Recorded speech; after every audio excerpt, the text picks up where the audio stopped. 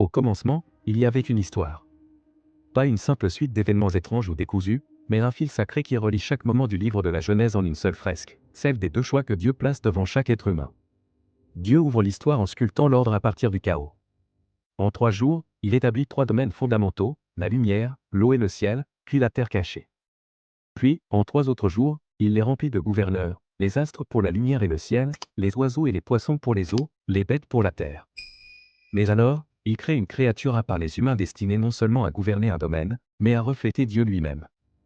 À son image, non pas en forme physique, mais en vocation. L'homme et la femme deviennent les représentants de Dieu, chargés de régner avec sagesse sur toute la création. C'est ainsi que l'humanité est conçue pour porter l'image divine, en vivant selon sa volonté, en cultivant la terre, en peuplant le monde et en incarnant la présence de Dieu.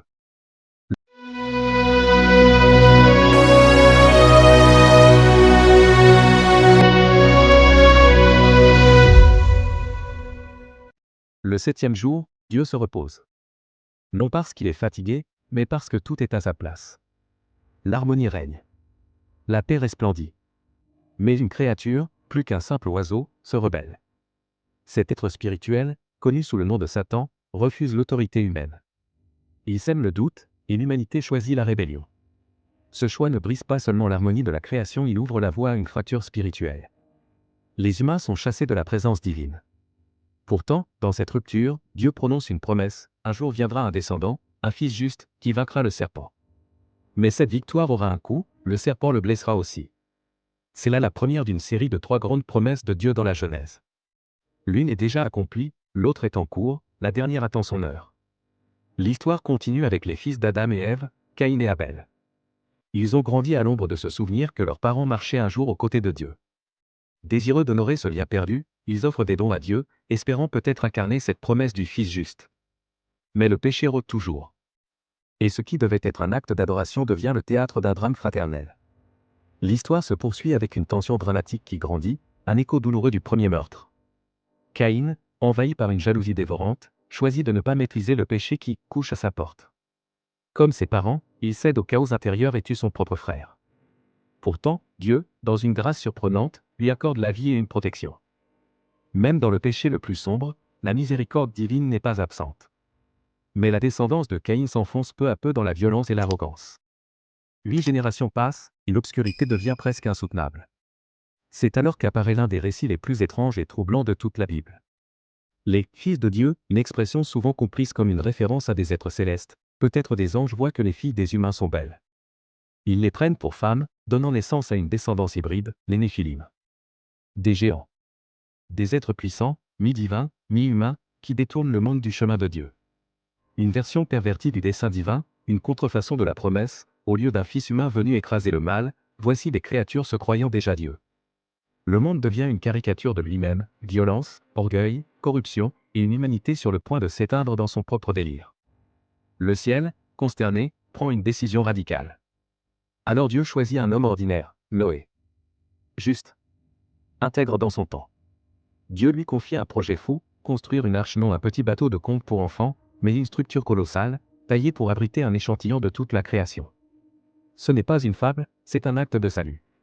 Car même au cœur de la rébellion la plus absurde, même devant des géants et des anges déchus, Dieu n'abandonne pas son projet originel, une humanité créée à son image, marchant avec lui. L'arche avait la taille d'un navire moderne. Impressionnante dans ses proportions, déconcertante dans sa mission, abritait l'espoir du monde dans un gigantesque coffre de bois. Contrairement à ce que racontent les récits d'enfants, ce n'étaient pas 2 girafes tête bêche qui montaient côte à côte. Selon la Bible, Dieu ordonna de prendre 2 animaux selon leur espèce, ce qui implique une incroyable sagesse dans la sélection, pas chaque variation génétique, mais les représentants fondamentaux. La biodiversité future reposait sur quelques couples soigneusement choisis. Des jeunes, peut-être plus petits, plus résistants, plus aptes à grandir dans un monde renouvelé. Quand les sources du ciel et de la terre fut inondée d'un jugement purificateur. L'arche flotta non seulement sur les eaux, mais sur une promesse, celle que Dieu n'abandonne pas l'humanité, même dans sa noirceur la plus profonde. Et lorsque les eaux se retirèrent, Noé sortit et offrit un sacrifice, un geste de gratitude, mais aussi de reconsécration. Dieu renouvela son alliance, bénissant les survivants, il leur rappela la vocation originelle. Soyez féconds, remplissez la terre, et portez mon image. Mais voilà, tout comme le cœur humain n'avait pas été lavé par les eaux, le péché refit surface. Un jour, Noé planta une vigne. Il but du vin, s'enivra, et s'exposa dans sa tente.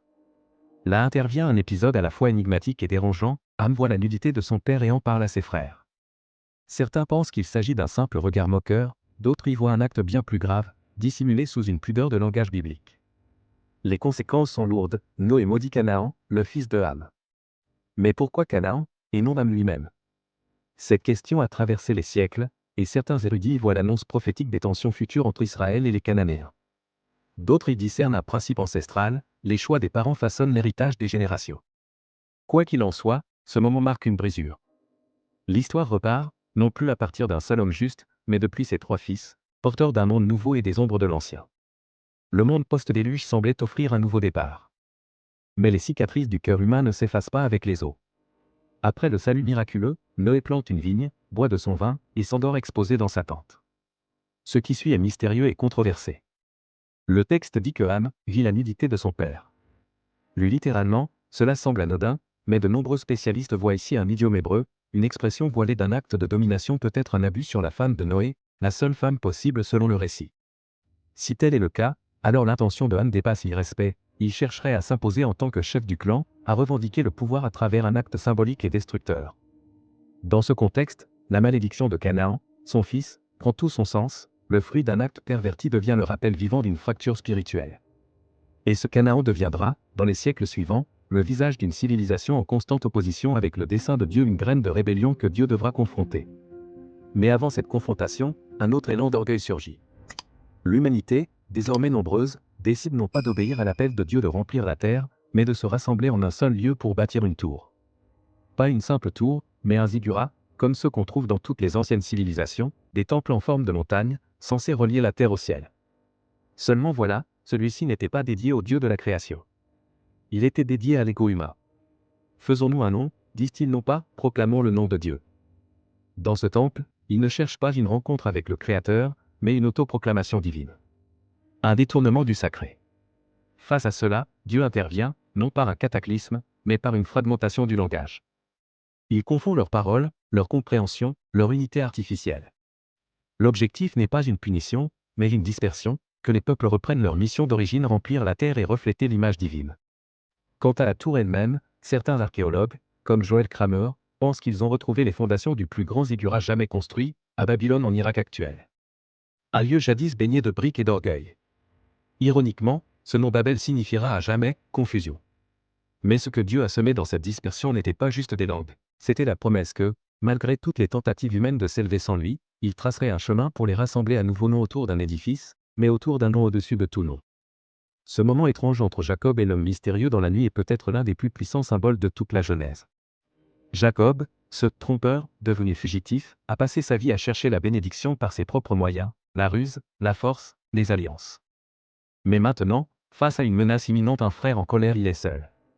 Il n'a plus rien à offrir. Alors il lutte. Non plus contre les hommes, mais avec Dieu lui-même.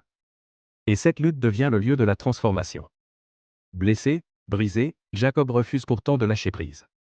Il dit, « Je ne te laisserai pas, à moins que tu me bénisses. » Ce cri, c'est celui de tous ceux qui ont touché leurs limites, mais qui s'accrochent à Dieu de toute leur force.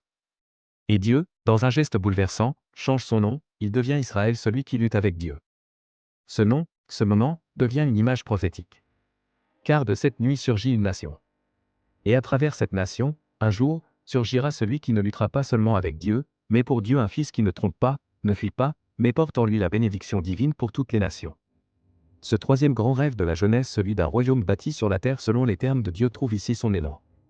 Non dans un palais, mais dans une tente. Non à Babel, mais au milieu du désert. Non par la conquête, mais par une rencontre. Une promesse, un nom nouveau, et une lignée. Les frères de Joseph, hantés par leur passé, craignent que la mort de leur père Jacob n'ouvre la voie à la vengeance. Mais Joseph, devenu un homme forgé dans la souffrance, l'exil et la fidélité silencieuse, choisit de répondre avec grâce. Il prononce alors ces paroles qui résonnent comme le cœur battant du livre de la Genèse. « Vous aviez médité de me faire du mal, Dieu l'a changé en bien, pour accomplir ce qui arrive aujourd'hui, pour sauver la vie à un peuple nombreux. » Genèse 50 verset 20. C'est une déclaration à la fois bouleversante et triomphante. Elle récapitule tout ce que ce premier livre biblique a tenté de nous montrer, l'humanité, même dans ses pires choix, n'est jamais hors de portée du dessein rédempteur de Dieu. Bouton répété, Adam a chuté, mais une promesse a été faite. Feu Caïn a tué Abel, mais Dieu a gardé une lignée. Vague le monde fut jugé par les eaux, mais l'espérance flotta. Statue en pierre Maoyi, les nations se sont élevées contre Dieu à Babel, mais il a appelé Abraham. Cœur brisé, les familles se sont divisées, les fils se sont jalousés, mais Dieu a bâti une nation à travers eux. Et voilà pourquoi Joseph, fils préféré trahi et restauré, devient l'écho vivant d'Adam, d'Abraham, de Jacob, et même une ombre prophétique du Fils qui, bien plus tard, porterait le mal des hommes pour en faire jaillir le salut. Tu as compris que la Genèse n'est pas simplement un livre d'origine, mais une prophétie vivante, un archétype du plan de Dieu, la création, la chute, la promesse, et l'attente. Et dans la figure de Jésus-Christ, tout converge. La première promesse que la semence de la femme écraserait la tête du serpent s'accomplit lorsque le Christ détruit le pouvoir du péché et de Satan à la croix, tout en étant lui-même blessé. La deuxième promesse que par la descendance d'Abraham toutes les nations seraient bénies est accomplie lorsque l'Évangile ouvre la porte à chaque nation, langue et peuple. Le miracle de Pentecôte est déjà un avant-goût de l'inversion de Babel. La troisième promesse, celle d'un royaume sur la terre construit sur les termes de Dieu, sera pleinement réalisée lorsque le Christ reviendra, non plus comme l'agneau souffrant, mais comme le roi glorieux. Et ce que tu dis sur le fait de partager les bonnes nouvelles est si juste, tu participes activement à cette rédemption en cours. Chaque témoignage, chaque acte d'amour en Christ devient une semence dans le jardin du royaume à venir.